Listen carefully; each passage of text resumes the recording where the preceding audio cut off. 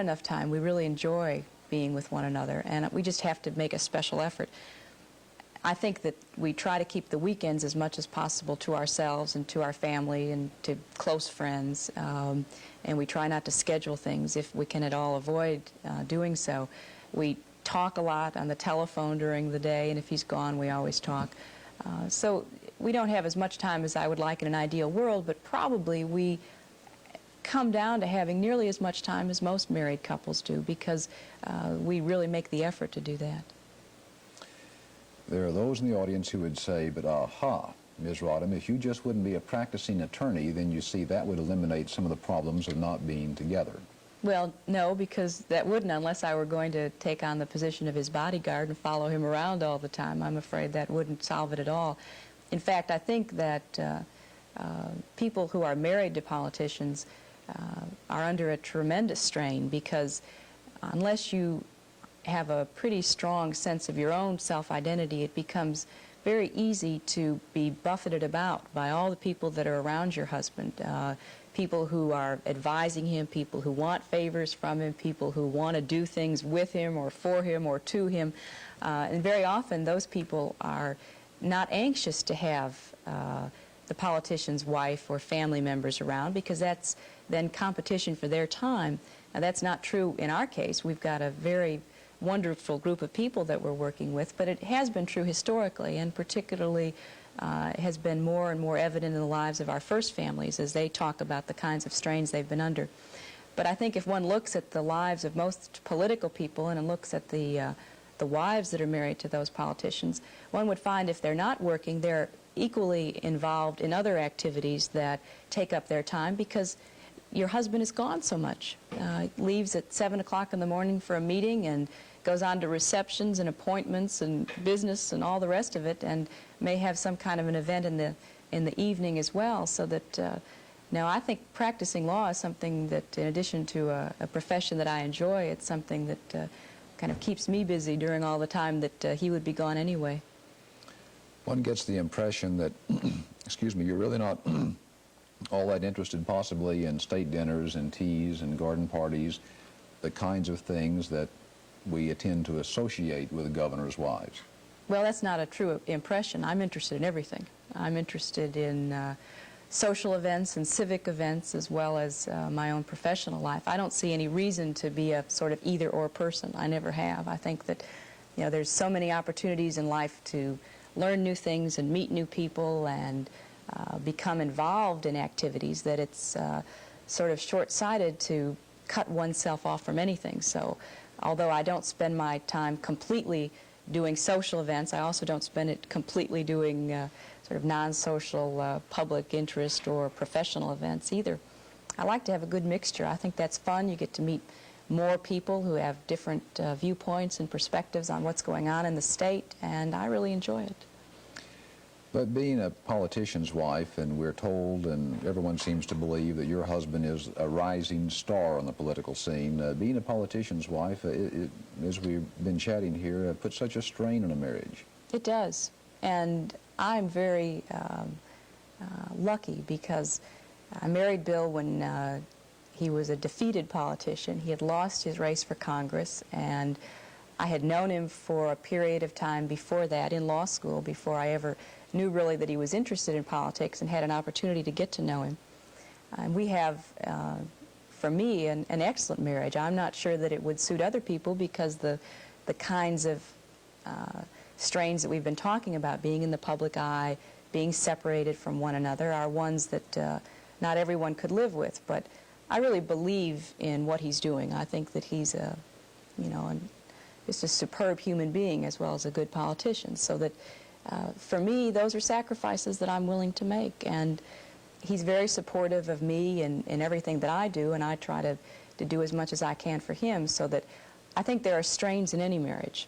And a political marriage, of course, has strains, but I'm not so sure that any marriage doesn't have their own particular kinds of strains, and each couple has to work out an accommodation for whatever reasons there may be.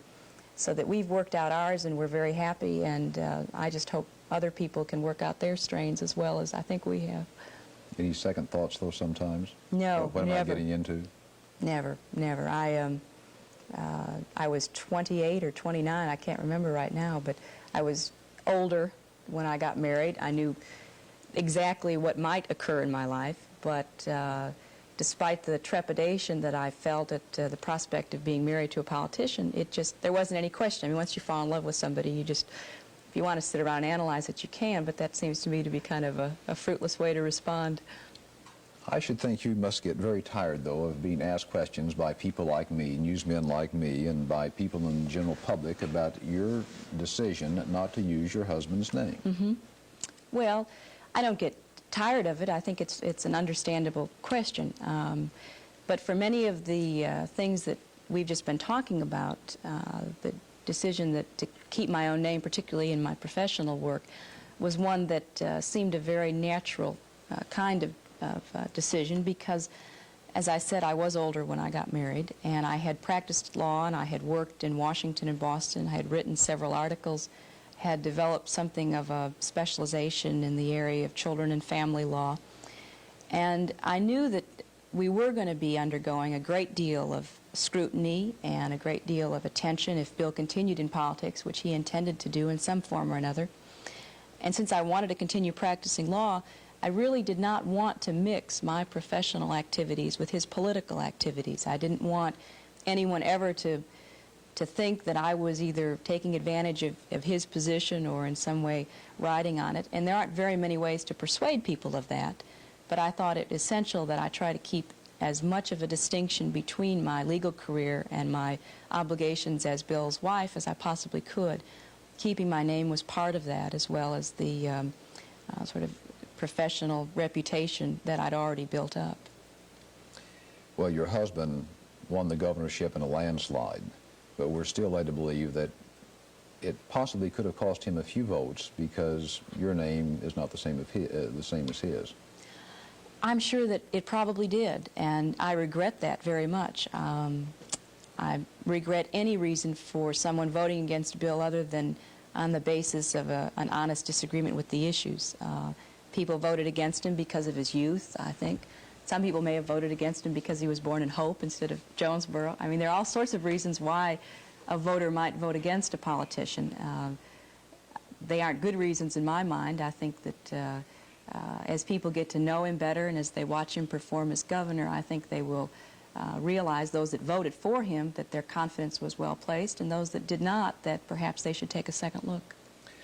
Does it bother you that because you don't use your husband's name that people think you're too liberal? And after all, this is not a state known for liberalism.